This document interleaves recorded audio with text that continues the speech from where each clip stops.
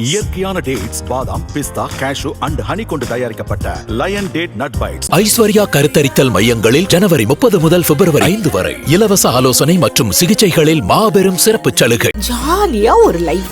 Lanco Harmonia Pavilion Senior Living Apartments at Sri Perambatoor 2 BHK just 49 lakhs. Call 7717273747. வணக்கம். கன்னியா லக்னம் அக்ஷய லக்னமாக யாருக்கெல்லாம் போகுதோ, இந்த கன்னியா லக்னம் போகிறவங்களுக்கு பார்த்தீங்கன்னா படிக்கிற குழந்தைகளாக இருந்ததுன்னா கொஞ்சம் வெளிநாட்டு படிப்பு, வெளியூர் படிப்பு அப்படிங்கிறது இருக்கும்.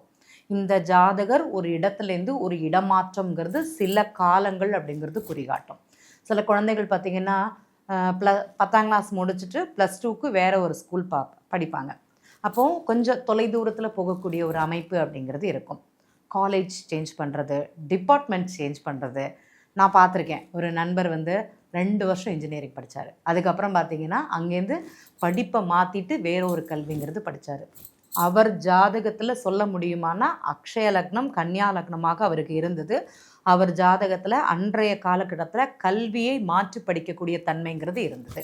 சிலர் கேட்பாங்க, 8ஆம் கிளாஸ் படிக்கிறான், பையனை ஸ்கூல்லேருந்து மாற்றலாமா, இன்னும் கொஞ்சம் நல்லா படிக்கட்டும் அப்படின்ட்டு. அவங்க ஜாதகம் மாற்றக்கூடிய அமைப்பு இருந்ததுனால தான் கல்வி ஸ்தலத்தை, வருமானத்தை மாற்றக்கூடிய காலமாகவும் இருக்கும். நல்ல வேலை பார்த்துட்டு இருப்பாங்க கம்பெனியில், திடீர்னு பார்த்தீங்கன்னா வேலை மாற்றணும், இன்னும் கொஞ்சம் வெளிநாட்டு கம்பெனியில் வேலை கிடைக்குது, எனக்கு சம்பளம் நல்லாயிருக்கும், அதனால நான் இடத்த மாத்திரேன்னு மாற்றுவாங்க. அதற்குண்டான அமைப்பு இருக்குமானா அவங்க ஜாதகத்தில் இருக்கும். இதெல்லாம் தகுந்த காலமான கண்டிப்பாக தகுந்த காலங்கிறது சொல்லலாம் இன்றைய காலகட்டத்தில். ஓகேங்களா? அவங்க ஜாதகப்படி பார்த்தீங்கன்னா தான் இதை செய்யலாமா கூடாதாங்கிறது சொல்லணும். இன்றைக்கி கோச்சார கிரகம் இவங்களுக்கு அமைப்பாக இருக்குது, செய்யலாம் அப்படிங்கிறத மட்டும் இந்த இடத்துல பதிவு பண்ணிக்கிறேன். சிலருக்கு 2வது திருமணம், ஃபஸ்ட்டு மேரேஜ் ஃபெயிலியர் ஆயிடுச்சு, செகண்ட் மேரேஜுக்கு பார்த்துட்டுருக்கோம். இந்த ஹஸ்த நட்சத்திரம் வரும்போது ஏதாட்டி ஒரு வாய்ப்பு கொடுக்குமா கிரகங்கள்னு பார்த்தீங்கன்னா கண்டிப்பாக கொடுக்கும். ஆனால் 2ஆம் திருமணத்திற்குள்ள வாய்ப்பை கொடுத்தோம், அந்த திருமணம் நல்லா இருக்குமா இல்லையா அப்படிங்கிறத அவங்க ஜாதகத்தில் சொல்ல முடியும். ஒருத்தங்களுக்கு கன்னியா லக்னம் போகுதுன்னா ஹஸ்த நட்சத்திரம் யாருக்கெல்லாம் போகுதோ அந்த 2ஆம் திருமணத்துக்குள்ள வாய்ப்பை கொடுக்கும். சிலருக்கு கல்யாணம் ஆயிடுச்சு, 2 பேருக்குள்ளும் பார்த்திங்கன்னா கருத்து வேறுபாடு நிறைய இருக்கும். நீனா நானாங்கிற போட்டி. நான் பொதுவாக பார்த்திங்கன்னா ஒரு கோவிலுக்கு போகணுன்னா ஃபாஸ்ட்டாக இறங்கிடுவாங்க, ஆப்போசிட்டில் உள்ளது பார்த்திங்கன்னா ரொம்ப ஸ்லோவாக இறங்குவாங்க. இது 2 பேருக்கும் இடிக்கும், பிரச்சனை ஆகும், கருத்து வேறுபாடுங்கிறது அதிகமாகவே இருக்கும். அப்போ இவங்களுக்கு என்ன பரிகாரம் சொல்லலாம்? அதாவது மனமொத்த தம்பதிகள்னு சொல்லுவோம், அந்த மாதிரி இருக்க மாட்டாங்க. காதல் திருமணம் பண்ணாலுமே சரி, நார்மல் மேரேஜ் பண்ணாலுமே சரி, இந்த மாதிரி ஒரு தன்மையை கொடுக்கும். இவங்களுக்கு மறுமாங்கல்யம் அப்படிங்கிறது பண்ணலாமான்னா பண்ணலாம். என்னங்க திருமணத்தை பற்றி பேசுகிறீங்க, மறுபடியும் மறுமாங்கல்யத்தை பற்றி பேசுகிறீங்கன்னா கணவன் மனைவிக்குள்ளே இந்த காலகட்டத்தில் பிரச்சனைங்கிறது கொடுக்கும் அப்படிங்கிறத இந்த இடத்துல பதிவு பண்ணிக்கிறேன். சில திருமணங்கள் பார்த்திங்கன்னா கணவன் மனைவி ஆப்போசிட், நீ யார் நான் யார், நீ பெருசா நான் பெருசா அப்படிங்கிற போட்டி பொறாமை அப்படிங்கிறது ஜாஸ்தியாக இருக்கும். இவங்களுக்கு ஒன்றும் சொல்ல முடியாது. 2 வருஷம் மௌன விரதம் இருங்க, அவங்க என்ன சொன்னாலும் ஓகேன்னு சொல்லிடுங்க, இவங்க என்ன சொன்னாலும் ஓகே சொல்லிடுங்க அப்படிங்கிறது மட்டும்தான் அவங்களுக்கு சொல்லக்கூடிய பரிகாரம் அப்படிங்கிறது. ஏன்னா இன்றைக்கி பரிகாரம் தான் ரொம்ப அருமையாக எல்லாருக்குமே வேலை பார்க்குது. அப்போ இவங்களுக்கு என்ன சொல்லுவோன்னா, காலம்பரை எந்திரிச்ச உடனே எனக்கு அக்ஷய லக்னம் கன்னியா லக்னமாக இருக்குது, வாயில் கொஞ்சம் தண்ணி வச்சுக்கோங்க, உப்புன்னு வச்சுக்கோங்க, வாய் வலிக்கிற வரைக்கும் தண்ணியை வச்சுக்கோங்க. 1 நிமிஷம் வைக்க முடிஞ்சதுன்னா விசேஷம், 1 நிமிஷம் வைக்க முடியாது, வாய் வலிக்கும். பட் போக போக அதை வைக்கலாமா அப்படின்னா கண்டிப்பாக வைக்கலாம். அதை செய்யுங்க, திருமண வாழ்க்கையில் பிரச்சனை இல்லாமல் இருக்கும், அதை தவிர்த்து கொள்ளலாம் அப்படிங்கிறத மட்டும்தான் இந்த இடத்துல பதிவு பண்ணுவோம். சரிங்க, படிப்பு எப்படி இருக்கும்? படிப்பு வெளிநாட்டு படிப்பு, பணம் செலவு பண்ணி படிக்கலாம் அப்படின்னு சொல்லியாச்சு. பிஸ்னஸ் பண்ணலாமான்னு ஒரு கேள்வி கேட்குறாங்க. பிஸ்னஸ் பண்ணக்கூடிய காலம்தான். கடன் வாங்கி பண்ணலாமா? பண்ணலாம். எந்த மாதிரி பண்ண போகிறீங்க? வெளிநாட்டுக்கு பண்ண போகிறீங்களா, உள்ளூர்லேயே உட்காந்து பண்ண போகிறீங்களா? வெளிநாட்டில் பண்ணுறதா இருந்தால் முதல்ல போய் வெளிநாட்டில் வேலை அப்படிங்கிறது பாருங்கள், அதுக்கப்புறம் பண்ணுங்கள். தொழில் முதலீடு செய்தீங்கன்னா அந்த பணம்ங்கிறது திருப்பி வருமானு ஒரு தடவை யோசிக்கணும். ஏன்னா உங்களுக்கு 3க்கும் 8க்கும் அதிபதி செவ்வாய். அவர் யாருன்னா உங்களுடைய முயற்சிகளில் தீராத கடனை ஏற்படுத்தக்கூடியவர்.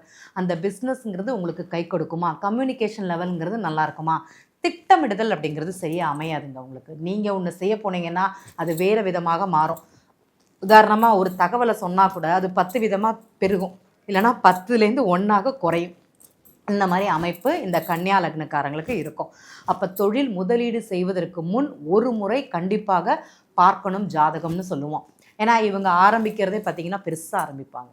இந்த இன்வெஸ்ட்மெண்ட் பண்ணுறதே 10 லட்சம் அப்படின்னா அவங்க 50 லட்சத்துக்கு ஆரம்பிப்பாங்க. அந்த மாதிரி பார்க்கும்போது பெரும் பணம் இவங்களுக்கு இழப்பு அப்படிங்கிறது இருக்கும். இப்போ உதாரணமாக எனக்கு அக்ஷய லக்னம், கன்னியா லக்னம். ஒரு வருஷத்துக்கு முன்னாடி யார் தொழிலில் முதலீடு பண்ணீங்க, இன்றைக்கி உங்கள் கையில் வருமானம் என்ன இருக்குது அப்படிங்கிறத மாத்திரம் பாருங்கள். உங்களுடைய லக்னம் அக்ஷய லக்னம், கன்னியா லக்னமாக இருந்ததுன்னா கண்டிப்பாக இதை நீங்கள் செக் பண்ணி பாருங்கள். ஏன்னா இதை உங்களால் செய்ய முடியாது அப்படிங்கிறதுக்காக தான் இந்த தகவலை கொடுக்குறேன் நான். ஏன்னா வருமானம் தடை, பாக்கியத்துக்காக ஒரு தொழில் ஆரம்பித்து, கௌரவத்துக்காக ஒரு தொழில் ஆரம்பித்து, அப்பா சொன்னாங்கன்னு ஒரு தொழில் ஆரம்பித்து தோற்றவங்க தான் அதிகம் கடந்த ஒரு வருஷத்தில். நான் நிறைய ஜாதகம் பார்த்ததுனால அந்த அனுபவத்தில் தைரியமாக உங்கள்கிட்ட பேசுகிறேன். யோசிச்சு பாருங்கள். அக்ஷய லக்னம், கன்னியா லக்னம் போகுது, எனக்கு ஹஸ்த நட்சத்திரம் போயின்னு இருக்குது, லாபத்துக்காக ஒரு பிஸ்னஸ் ஆரம்பித்தேன், ஆனால் எனக்கு நஷ்டம், அதில் எனக்கு பெரும் லாபம் இல்லை அப்படிங்கிறவங்க தான் அதிகம். ஏன்னா அந்த கோச்சார கிரகம் வழி கொடுத்தால் மட்டுமே நீங்கள் அதை செய்ய முடியும். தற்போது அந்த அனுகூலங்கிறது கிடையாது. பொதுவாகவே நம்ம அக்ஷய லக்னம் கன்னியா லக்னமோ, மீன லக்னமோ, மிதுன லக்னமோ, அதே மாதிரி தனுசு லக்னமோ போகும்போது தொழில் செய்யக்கூடாது, தொழில் முதலீடு செய்யக்கூடாது. இந்த காலகட்டத்தில் அதை பெருசுப்படுத்துகிறேன்னு படுத்தக்கூடாது அப்படிங்கிறத மட்டும்தான் அவங்களுக்கு அதிகமாக சொல்கிறது. கடந்த வருஷம் போனவங்களுக்கு யாருன்னு பாருங்கள் எப்படி இருந்ததுன்னு. சரி, திருமணத்தை பற்றி கேள்வி கேட்குறீங்கன்னு வச்சுக்கோங்களேன். திருமணத்திற்கு உண்டான காலமாக கண்டிப்பாக காலம். திருமணம் எப்படி இருக்கும்? நன்றாகவே இருக்கும். என்ன, இப்போ ஒரு பொண்ணு 25 வயசு பொண்ணுன்னா 24 வயசில் பையன் கேட்பாங்க, கொடுக்கலாமா? இல்லைனா காதல் திருமணமாக இருந்தாலும் சரி, இந்த மாதிரி ஒரு அமைப்பு ஒரு மனம் வரும். ஒன்று, பொண்ணை விட பையனுக்கு வயசுங்கிறது கொஞ்சம் கம்மியாக இருக்கும். இது உன்னுடைய வாழ்க்கை நல்லா இருக்குமானா நல்லாயிருக்கும். அது 6 மாதம் வித்தியாசம், 3 மாதம் வித்தியாசம், 1 வயசு வித்தியாசத்தில் வருமானா வரும் கண்டிப்பாக. பையனாக இருந்தாங்கன்னா பொண்ணு பையனை விட மூத்த பொண்ணாக இருக்கும். அந்த மாதிரி அமைப்பை கொடுக்குமானா கொடுக்கும். சில பொண்ணு ரொம்ப அழகாலாம் இருக்காது, நார்மலாக இருப்பாங்க. ஆனால் கல்யாணத்துக்கு பிறகு அவங்கள வித்தியாசம் பார்க்கலாமானா அதிகமாகவே பார்க்கலாம். இந்த மாதிரி பெண் அமைப்பு இருக்குமானா அங்கே இருக்கும். இந்த கன்னியா லக்னக்காரங்களுக்கு கடன் அப்படிங்கிறது ஒன்று இருக்குது பார்த்தீங்களா? அது பிஸ்னஸ்க்காக வாங்குறாங்க, வீட்டுக்காக வாங்குறாங்க, வண்டிக்காக வாங்குறாங்க. கடன் உங்களுக்கு கை கொடுக்குமானா கை கொடுக்கும். ஆனால் ஒரு 10 லட்ச ரூபா கடன்னா அதுக்குள்ளேயே நிப்பாட்டிக்கோங்க. 15 லட்ச ரூபா வாங்கி அதுக்கப்புறம் நம்ம செலவு பண்ணுவோம் அப்படின்னா உங்களுக்கு தேவையா அந்த பணம் அப்படிங்கிறத யோசிக்கணும். லோன் கிடைக்குமானா லோன் கிடைக்கும், கவர்மெண்ட் பேங்க்கில் அப்படிங்கிறது கண்டிப்பாக கிடைக்கும். ஆனால் எந்த நட்சத்திர புள்ளி போகும்போது கடன் வாங்கலாம் வாங்கக்கூடாது அப்படிங்கிறத முடிவு பண்ணிக்கணும். கடன் வாங்கினா, இப்போ எங்கள் அண்ணனுக்காக நான் கடன் வாங்குகிறேன், எங்கள் அண்ணன் எனக்கு அந்த கடனை திருப்பி அடைப்பார், நான் ஒரு கையெழுத்து போட்டு வாங்குகிறேன், திருப்பி கொடுப்பாருன்னா கண்டிப்பாக கொடுக்க மாட்டார். யோசிச்சுக்கணும். நான் தான் அந்த கடனை அடைக்கணும் அப்படிங்கிற தன்மை இருக்கும்.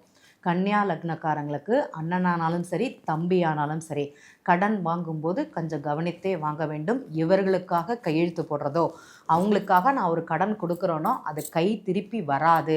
அது சில நட்சத்திரங்கள் போகும்போது கண்டிப்பாக செய்யக்கூடாது அப்படிங்கிறதே அவங்களுக்கு சொல்லிடுவோம்.